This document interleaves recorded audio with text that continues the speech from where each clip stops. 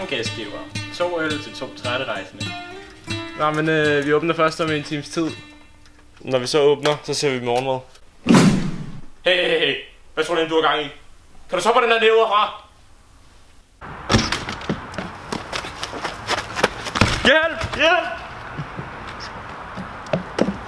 Kroejer. Husk, det er sheriffen, du skal kalde på, og ikke marshalen. Nå. Så må vi selv være bartender. Sæt dig bare ned med dig.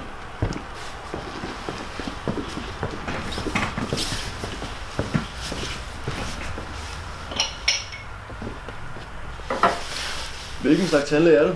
Ja, på trods af at vognen har ikke været tandlæge i 5 år.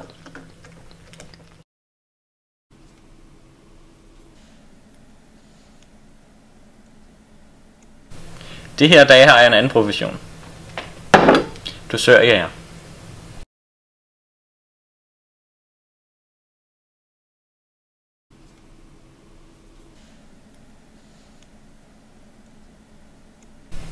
Men ved du hvad en dusørjæger er?